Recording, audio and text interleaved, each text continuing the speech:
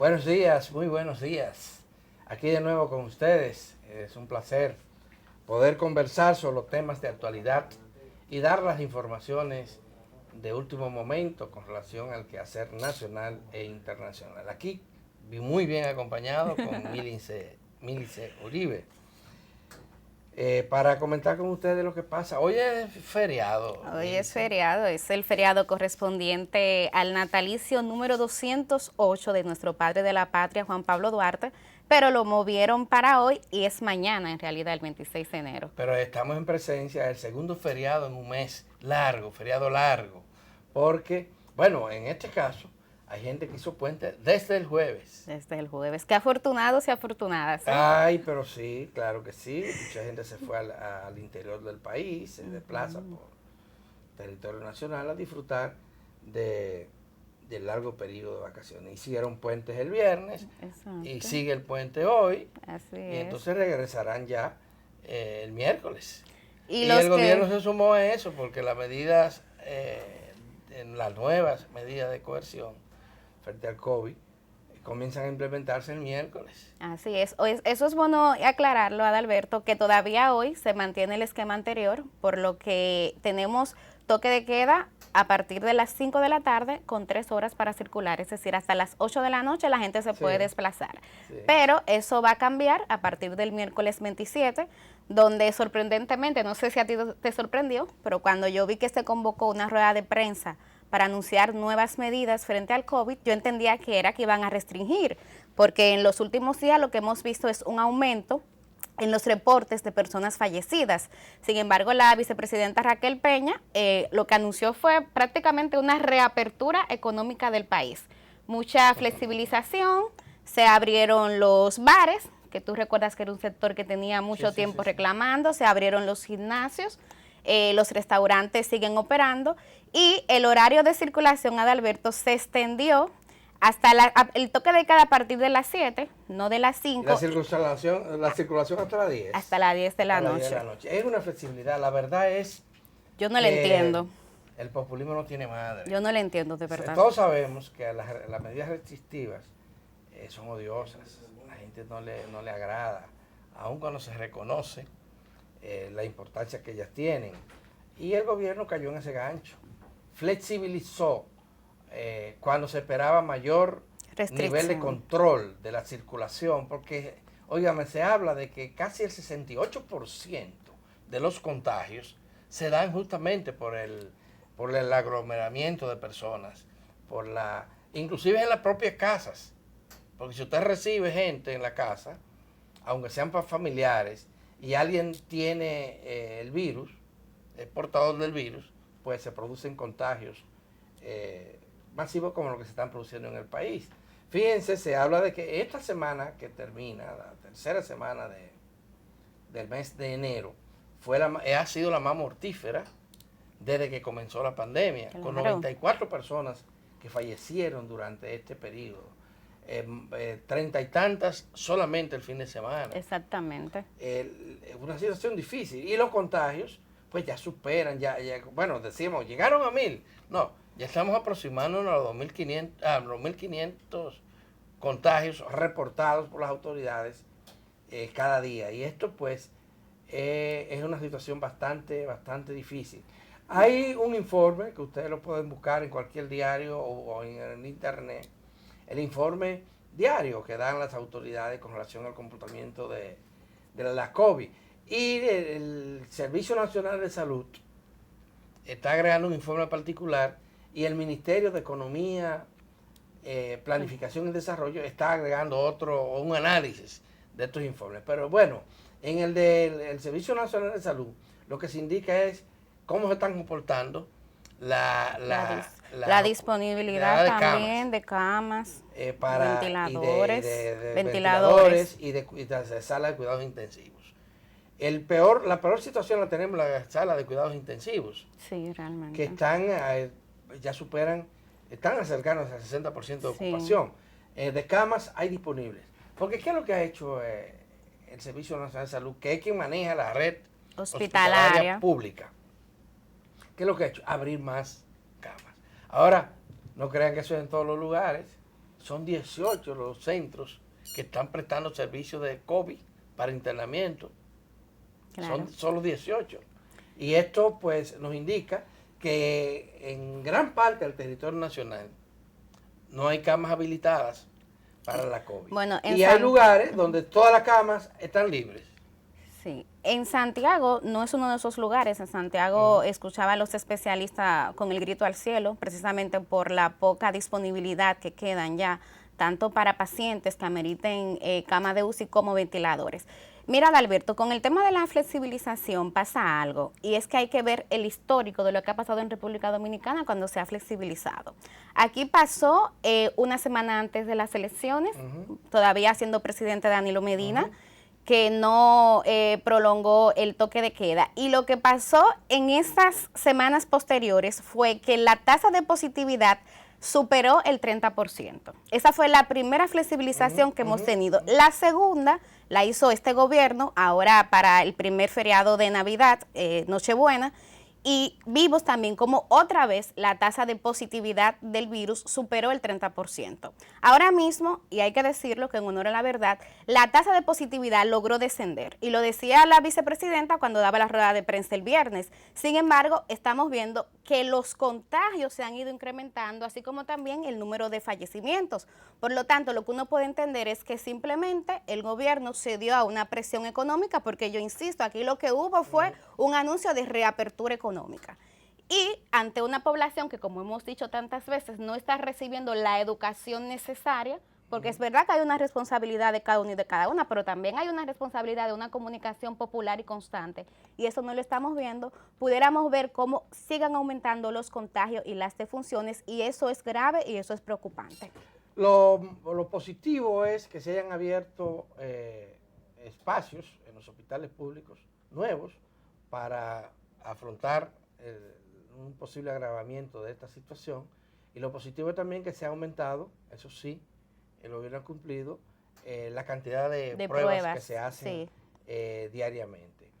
Lo negativo es que ni el pasado ni el actual gobierno hayan implementado medidas no hospitalarias para afrontar la propagación de la epidemia. ¿Y qué son medidas no hospitalarias? Bueno, las preventivas. Y dentro de la preventiva está el rastreo de los casos, el seguimiento.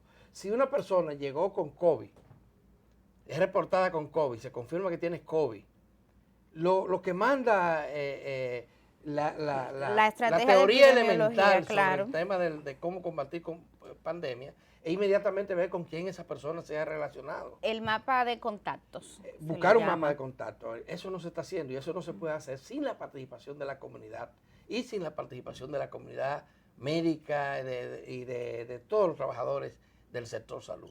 Y el Estado Dominicano ha demostrado una incapacidad enorme en concertar con estos sectores.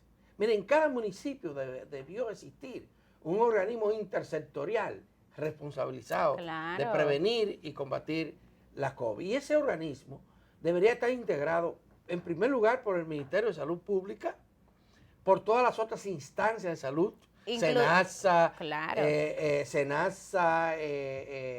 el mismo SNS, las alcaldías, Adalberto. Las alcaldías son claves, y las organizaciones sociales y empresariales de las comarcas específicas donde se trate. Y eso no se está haciendo. Eso se hizo en Santo Domingo Norte, como un caso excepcional, y presionado por las organizaciones sociales. Se hizo en Peralta de Azua, presionado y reclamado y por iniciativa de organizaciones sociales. ¿Por qué el Estado Dominicano, por qué la Comisión Nacional de Salud de COVID, que preside la vicepresidenta de la República, no despliega un contingente de epidemiólogos, de salubristas, de expertos en la materia, por todo el territorio nacional a organizar a la gente? Mira, ha faltado creatividad y ha faltado ese enfoque territorial. Y una muestra de eso es que desde que comenzó la pandemia, el virus ha estado concentrado en 6, 7 grandes ciudades.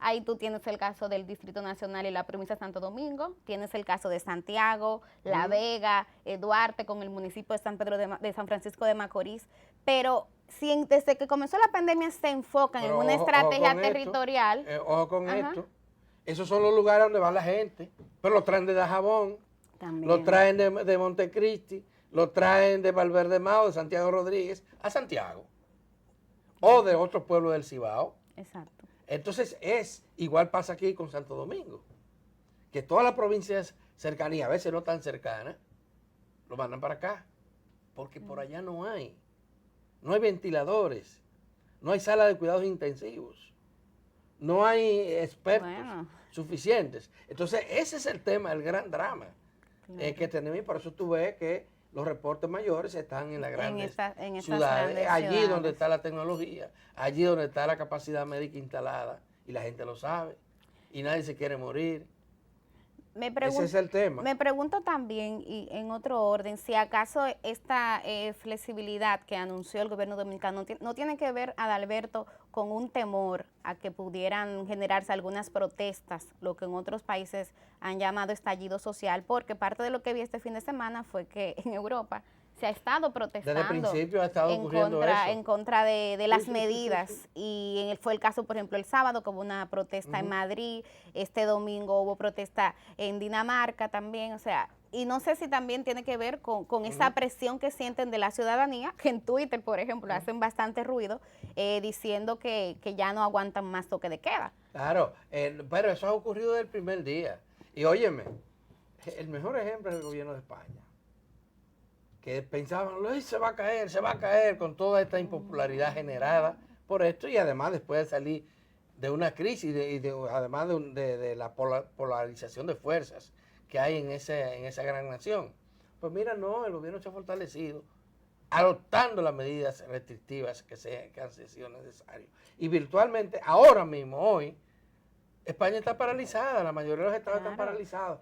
Y es porque se ha llegado a la conclusión de que no hay otra manera de evitar que el contagio y que las muertes sigan propagándose. Esa es la situación. Aquí, sin embargo, abrimos y promovimos, abrimos los hoteles, hablemos del turismo, y promovimos que los ciudadanos y las ciudadanas arranquen para los hoteles. Oye, no que arranquen, no que tomaran préstamos, cogieran dinero prestado para irse a vacacionar a los hoteles. Y entonces uno se pregunta, ¿es eso una derrota o una victoria contra el COVID? No, victoria, ¿no? Victoria, ¿no, Alberto? Óigame, señoras y señores, la vacuna o las vacunas para prevenir el COVID, la COVID, andan circulando ya de manera significativa en los países desarrollados, sobre todo aquellos que lo han fabricado. Pero aún en esos países hay serios problemas. Y se estima que Europa necesitará 1 año y medio para vacunar a su población. Que Estados Unidos, aunque el nuevo presidente dijo que en 100 días van a tener 100 millones de personas vacunadas, todavía le van a quedar ¿cuántos millones? ¿Qué tiempo se necesita? En Estados Unidos se va a necesitar más de 1 año para vacunar a Estados Unidos, que está aplicando ya 3 vacunas. Imagínense ustedes los países como el nuestro, que todavía no están aplicando ninguna, ni saben cuándo la van a aplicar. Bueno, aquí se habla de febrero. Se habla de marzo, se habla de abril, no hay una claridad. Exacto. Pero mira, con ese tema de las vacunas, el otro día tú compartías un dato que tú lo dabas en porcentaje, y este fin de semana lo volvió a reiterar el director general de la OMS, Tedros Adhanom, quien señalaba, o sea, para un poco ilustrar esa desigualdad que hay ahora mismo entre naciones ricas y naciones en vías de desarrollo, con lo que tiene que ver acceso a vacunas, y él señalaba que al momento se habían distribuido 39 millones de dosis de la vacuna anti-COVID en 49 países de los más ricos, y que en las naciones pobres solamente se han recibido unas 25 dosis. De igualmente, él decía, es increíble, dosis, exactamente, es increíble que se estén vacunando a personas jóvenes de naciones ricas, mientras que personas que están en total estado de vulnerabilidad en estas naciones que están en vía de desarrollo no hayan podido recibir ni la primera dosis. Así es. Y eso es terrible. Y fíjense lo difícil que es. En Europa, la Unión Europea, se le ha plantado en dos patas a los laboratorios. A los laboratorios. Le ha Claro. dicho, miren, ustedes tienen que cumplir. Tienen porque que hicieron cumplir acuerdo. el cronograma. Y recibieron dinero por adelantado. Claro. Y resulta que ahora no aparecen las No. vacunas. Entonces, esta advertencia, mire, señalar esto que está pasando en el mundo, es sumamente importante para nosotros. Porque hay quienes creen que ya mañana vamos a tener vacunas y que la COVID va a desaparecer. Es muy a largo Y entonces plazo es todavía, a largo plazo, muy a largo plazo Nos todavía. acercamos al primer año de esta pandemia, Claro. pero falta mucho todavía, entonces hay que prepararse. Hay que prepararse para evitar más muertes y más... Y no bajar la guardia, no bajar la guardia. Y hablando de muerte, y pasando a otro tema, oye, pero esta semana fue terrible también, en acontecimientos trágicos. Se enfrentaron bandas de drogas, según la de policía, narcotráfico, claro, en por lo menos 3 lugares importantes. Se comenzó aquí en el Sánchez Payart el día 20. Exacto. La víspera del Día de la Altagracia, donde murieron 3 personas y después murió otra, que son 4 personas, en el Sánchez Payart, en San Cristóbal. Este fin de semana hubo un enfrentamiento que duró muchísimas horas. Dice que comenzó a las 2 de la tarde. Y aunque se llegaba a pie desde el cuartel de la policía hasta el lugar del enfrentamiento, la policía llegó a las 9. Así es. Intervino a las 9. Y vi al comandante policial de San Cristóbal decir que ya ellos tenían informe de lo que estaba pasando allí, que estaban estudiando el caso, investigando, y que habían traído gente nueva y que habían multiplicado por 5 el contingente policial de allí, que tenían hasta 20 guardias militares que se lo había cedido las Fuerzas Armadas para reforzar. Sin embargo, se produjo esto y ellos no saben cómo se produjo. Claro. Con un saldo de 3 muertos y se habla entre 3 y 5 heridos, algunos de ellos de gravedad. Y en Santiago se repite la historia. Pareciera como el mismo guión. Lo mismo pasó también en Santiago. Igual, 3 personas. También. Estamos hablando de 10 muertos. Así es. En menos de una semana en estos enfrentamientos. Y parece que la COVID, la situación que está viviendo, ha incrementado la angustia, la situación de los conflictos en los barrios marginados. Por lo menos Pablo Ureña es un pastor de Santiago. Él vive en Cienfuegos, trabaja en Cienfuegos, trabaja principalmente con niños, niñas y adolescentes. Un trabajo social hermosísimo está haciendo este pastor ahí. Y él da la cara siempre. Entonces él la atribuye lo que ocurrió allá, y podría decirse que es lo mismo para San Cristóbal y el Espaillat. Él lo atribuye a la gran deuda social que tiene el Estado Dominicano, la ciudad dominicana, con los barrios y especialmente con la población juvenil. Y lamentaba que se han involucrado los niños también en las cadenas de distribución, usándolos como mulas, como contacto, y hasta lo inducen al consumo.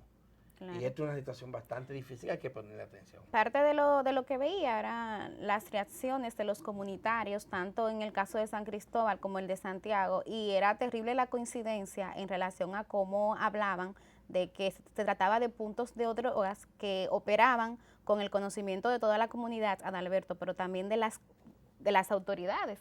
Y señalaban ellos que las autoridades se hacen prácticamente de la vista gorda, que ya en días pasados también habían tenido tiroteos. Ese tiroteo de San Cristóbal, hubo más o menos 46 disparos y ellos también señalaban lo tardía que fue la respuesta de las autoridades. El tema de seguridad ciudadana es una de esas grandes deudas que hay. Fue uno de los grandes compromisos que hizo este gobierno. Obviamente es una agenda que se fue postergando un poco porque ahora la prioridad es la COVID-19. Recientemente, a propósito del aniversario número 5, en cuanto a meses se refiere, el presidente de la República anunció que para marzo estaría ejecutando un plan de seguridad ciudadana y vamos a esperarlo porque de verdad que hace mucha falta. Hace mucha falta y hay que investigar todo esto. Repetimos, hay que investigarlo y hay que ver qué plan se desarrolla. Yo veía en estos días la semblanza que se hacía, un reportaje amplísimo que hizo CNN de la actual vicepresidenta de los Estados Unidos. Y parte de los grandes méritos que tiene ella fue enfrentar en California, siendo fiscal, la delincuencia y el consumo y tráfico de droga y la violencia en ese país sin tener que usar la violencia estatal para esto. Y sin que eso implicara, sin que eso significara no sancionar Claro. a los responsables de actos violentos. Y los resultados han sido extremadamente positivos, tanto así que aumentó la popularidad. Y se cuenta un caso de que en una reunión con muchos sectores, incluyendo la policía, alguien planteó la necesidad de la pena de muerte, de establecer la pena de muerte y se paró todo el mundo a aplaudirlo, incluyendo a la policía. Y ella se paró y le entró a eso, y era como que decía, esta mujer está loca, diciendo que esa no era la manera, y bien, entonces logró proponer un plan alternativo. Aquí tenemos que buscar fórmulas, tenemos que inventárnoslas, pero esta situación no puede continuar. Para nada. Mílice. El tiempo se nos acaba, pero ya solamente mencionar que también un hecho relevante que vamos a tener esta semana va a ser la juramentación mañana de los nuevos 4 jueces y juezas del Tribunal Constitucional. Se trata, Adalberto, de los magistrados Eunices Vázquez Acosta, María del Carmen Santana de Cabrera, José Alejandro Vargas Guerrero y Manuel Ulises Bonelli Vega. 2 hombres y dos mujeres, como debe de ser. Como debe de ser. Claro. Bueno, y fue así también, los 4 que están sustituyendo, eran 2 hombres y 2 mujeres. Bueno, mañana también es el día natalicio de Juan Pablo Duarte y se van a celebrar una serie de actos. Y hoy tenemos que pausar aquí y vamos a tener a don Cándido Mercedes, un experto en análisis político y social de la República Dominicana. Y un hombre que maneja muchos numeritos, muchos datos. Sí, pero muchísimo.